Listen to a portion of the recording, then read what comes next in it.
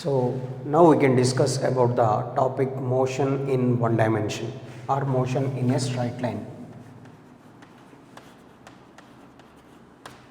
Motion in one dimension.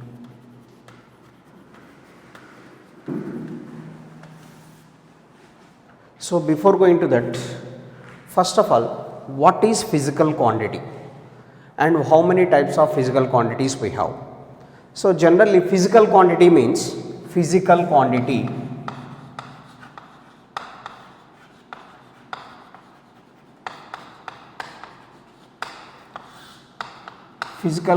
means the quantity that can be measurable in this universe. Whatever it may be, the quantity that can be measurable, that is called a physical quantity. For example, mass we can measure, length we can measure, time we can measure, area we can measure, everything. Whatever is the thing we can measure, that is called a physical quantity. So many types of physical quantities we have. Generally, fundamental physical quantities, derived physical quantities, like that. So here we can discuss about two types. One is scalar quantities, scalar physical quantity, and vector physical quantity, vector quantity. Scalar quantity and vector quantity. Scalar quantity means it is the physical quantity that must have only magnitude. It's having only magnitude. Only magnitude. It doesn't have any direction, only magnitude. So that is called a scalar quantity. Magnitude in the sense the amount of substance, maybe mass of the substance is 1 kg. That 1 is the magnitude. Length of an object is 5 meters. That 5 is the magnitude. And area of the square lamina, for example, area of the square lamina is, let us say, 10 meters square. That 10 is the magnitude. So magnitude is nothing but the quantity. So that is a scalar quantity is nothing but a physical quantity that have only magnitude, doesn't have any direction. So that is called a scalar quantity. So examples of scalar quantities are, so length, time, mass, area, volume, etc. So these are the length doesn't have any direction. Length of an object from starting point to ending point or ending point to starting point. Anything we can calculate length. Time doesn't have any direction. Mass of the substance. For example, 1 kg of sugar we can consider, or 10 kgs of rice, I think. It doesn't have any direction. And area, volume, these quantities doesn't have any direction. So this is the scalar quantity, the quantity that can be having only magnitude. So these are the examples. Next, vector quantity. Vector quantity means the physical quantity must have both magnitude, direction. So vector quantity means it must have both magnitude and direction and also obeys laws of vector addition. That is said to be a vector quantity. Here we can consider the vector quantity must have both magnitude and direction. Magnitude and direction. Magnitude means the quantity. What is the direction? For example, how can you describe this vector quantity means? Here let us say a person walking through a distance 5 meters. So this distance is the scalar quantity. So if you mention the direction 5 meters from east to west, a person walking through a distance 5 meters up to here, this is only a scalar quantity. It's having only magnitude. We are not mentioning the direction. But here it is, if the person walking from east to west 5 meters, here we are mentioning the direction. So that's why this is a vector quantity. If you mention the direction and it is also having the magnitude, then it must be a vector quantity. Examples of vector quantity. What are the examples? So that is, so displacement,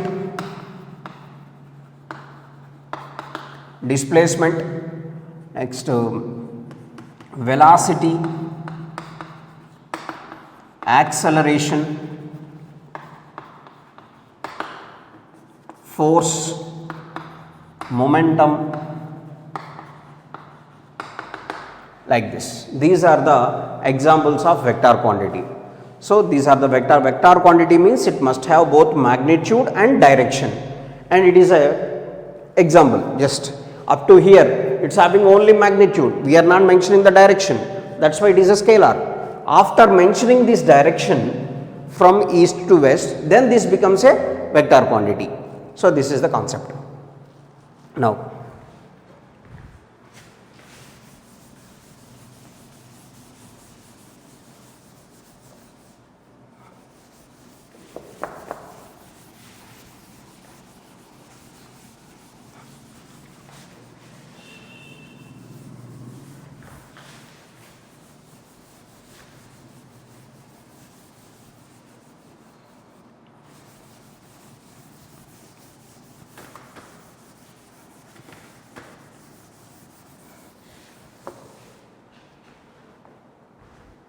so next, here one more important term, unit vector. Unit vector means, so we discussed about magnitude. So magnitude means the value. So here unit vector means, so the vector whose magnitude is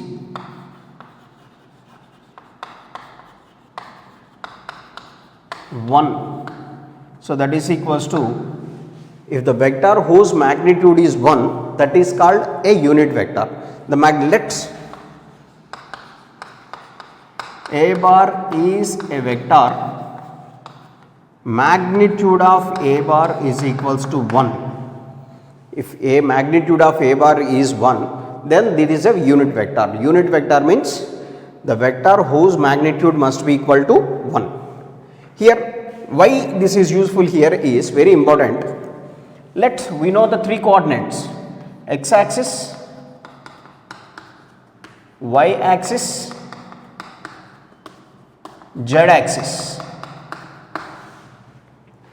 So here the unit vector along x axis, here the unit vector representation is I cap. Along y axis unit vector is j cap, along z axis unit vector is k cap.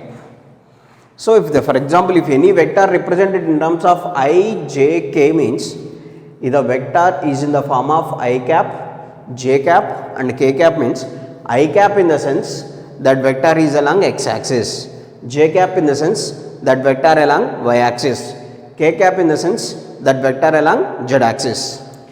Here, let's A bar and B bar are 2 vectors. Let R bar is resultant. That resultant is written as square root of A square plus B square plus 2ab cos theta. This is called resultant of a vector. If any 2 vectors are inclined at an angle, then the resultant is said to be R is equals to under root A square plus B square plus 2ab cos theta. So this is called resultant. Remember about this. Later we can discuss about this clearly. So the resultant formula, where theta is the angle between A bar and B bar.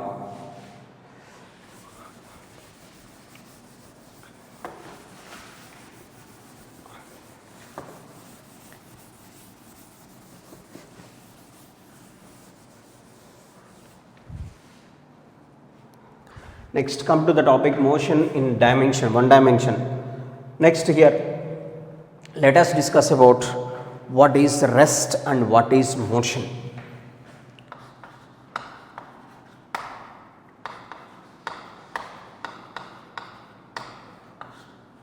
Rest and motion. What is said to be rest? What is said to be motion? When the body is at rest and when the body is in motion. That is very, very important. Rest in the sense, the position of the body does not changes with respect to time. Position of the body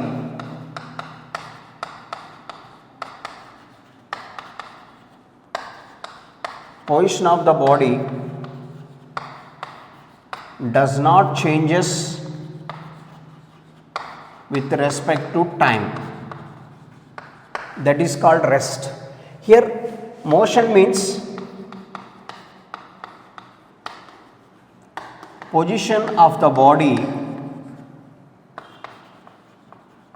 changes with respect to time. Rest in the sense, position of the body does not changes with respect to time, then the body is said to be at rest. Motion in the sense, the position of the body changes continuously with respect to time, that is called motion. But rest and motion are relative terms. Rest and motion are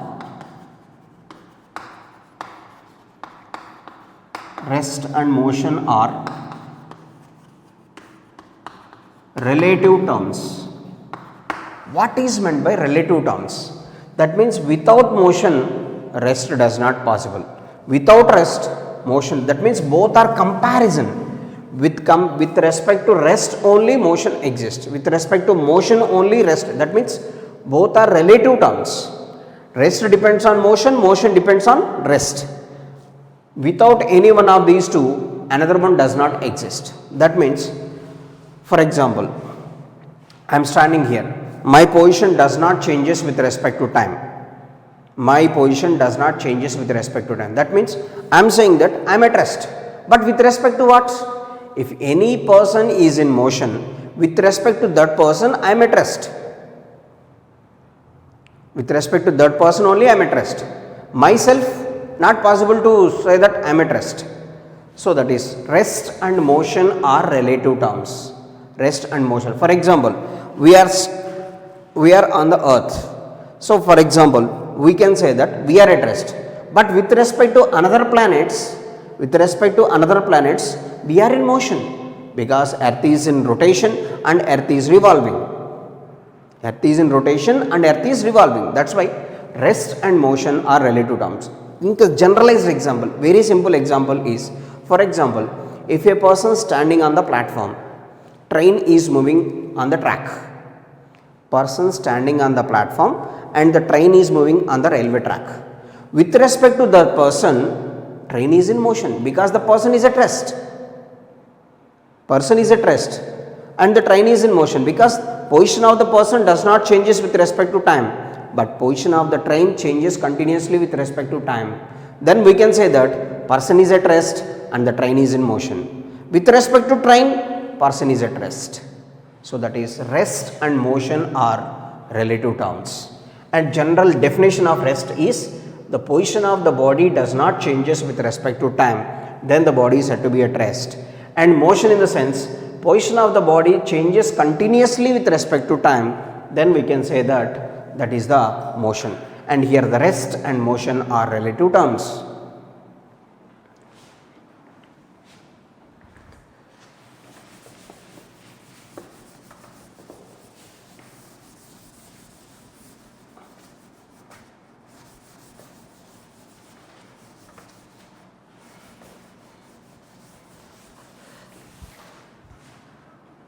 Next, come to the simple topics. What are the distance and displacement? First, we can discuss about distance. What is meant by the distance? Distance means the total path followed by the body, from starting point and ending point. The total path followed by the body from starting point to ending point, that is called the distance, irrespective of the direction, irrespective of the direction. For example, defined as the total path followed by the body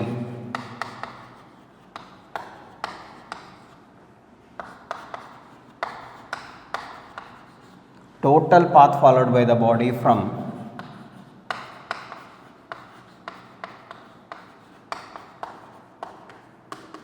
starting point to ending point. The total path followed by the body from starting point to ending point is called the distance, irrespective of direction.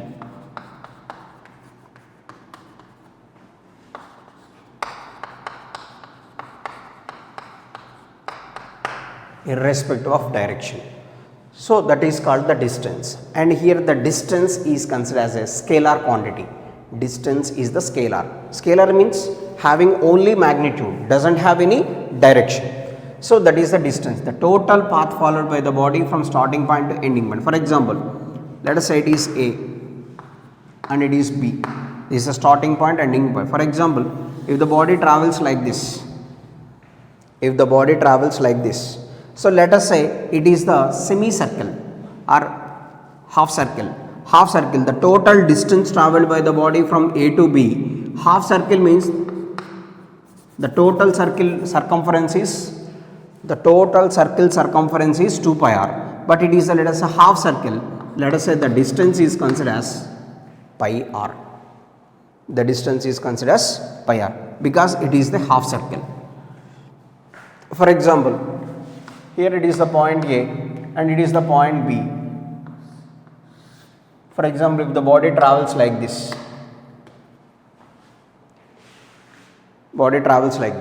A to like this, let us say this is 3 meters, this is 5 meters and it is 4 meters.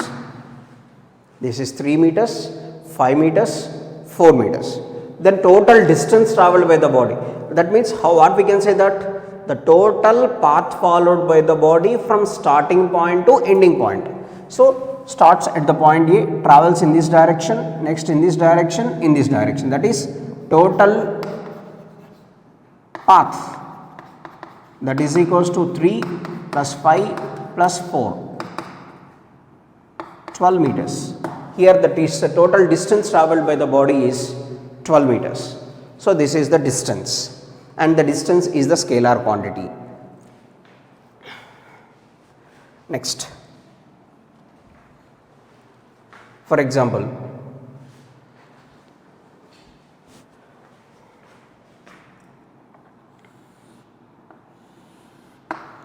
if the body travels one quarter of the circle, what is the distance traveled by the body? So from let us say A to B, this is the distance A to B, arc length. So arc length is equals to or 1/4 of the circle. Total circle means 2 pi r, half circle is pi r, quarter circle is, here the distance traveled by the body is equals to pi r by 2. If it is a complete circle, that is 2 pi r, half circle it is pi r, and it is quarter circle, that is pi r by 2. And one more thing, here very important points. In any case, the distance traveled by the body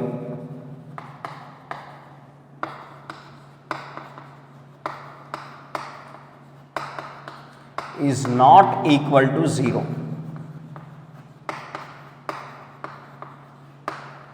If the body is in, that means if the body starts from one point to and reaches to another point, body starts from one point and reaches to another point, in that any situation, the distance traveled by the body is never equal to 0, the distance never be negative, and the distance value never be negative.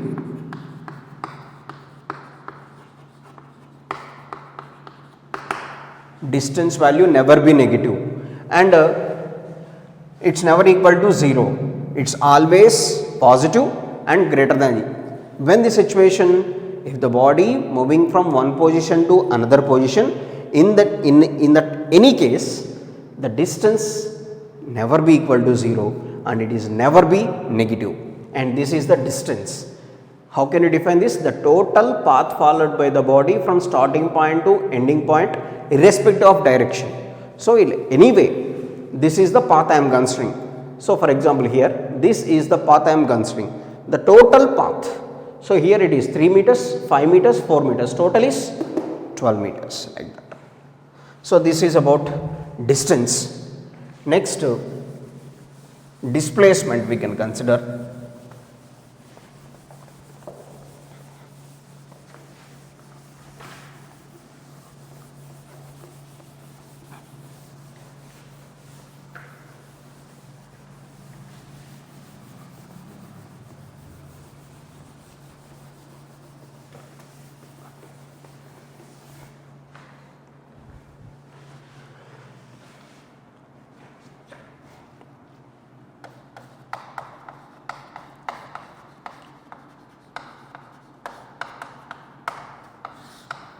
Next, displacement. Displacement means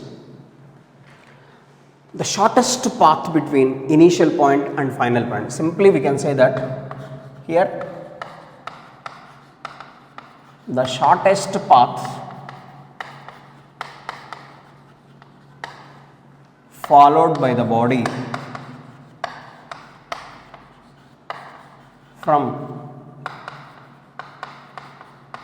initial point to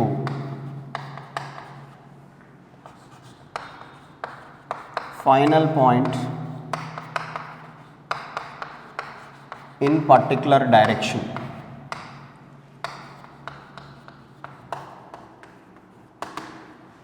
The shortest path followed by the body from initial point to final point in particular direction, that is called the displacement.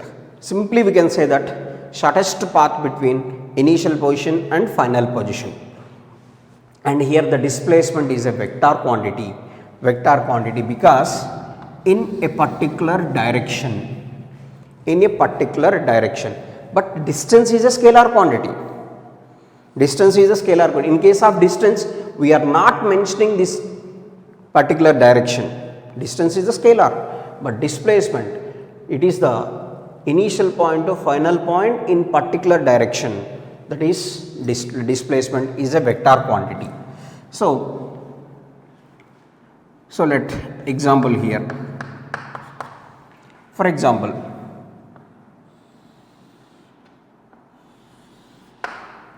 this is the point A and this is the point B. It is 4.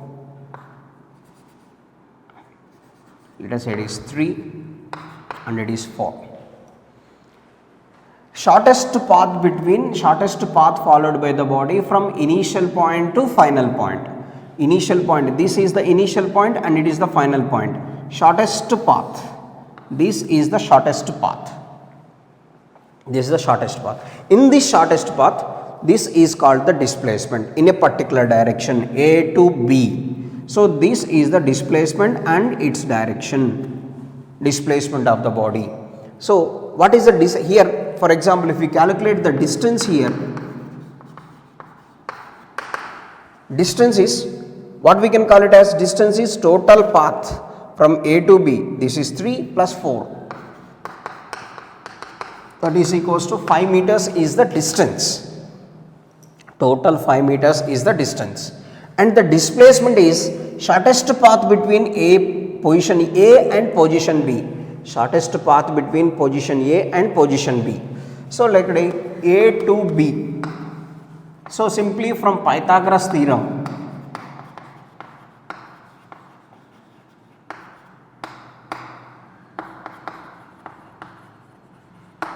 so here we can write it as AB square is equals to 3 square plus 4 square, and AB is equals to square root of 3 square plus 4 square, 9 plus 16 root of 25, that is equals to 5. So the displacement of the body in this situation is 5 meters, A to B, that is called the displacement here. A to B is the displacement, and here the distance is total path. So that's why here from Pythagoras theorem we can calculate, or the previous situation we discussed already, resultant of the vector a square plus b square plus 2ab cos theta. So based on that also we can calculate, but simple way is from Pythagoras theorem we can calculate ab square equals to, that means hypotenuse square equals to opposite side square plus adjacent side square. So ab square equals to 3 square plus 4 square, like that we can get 5 meters. So this is one example. Next, for example,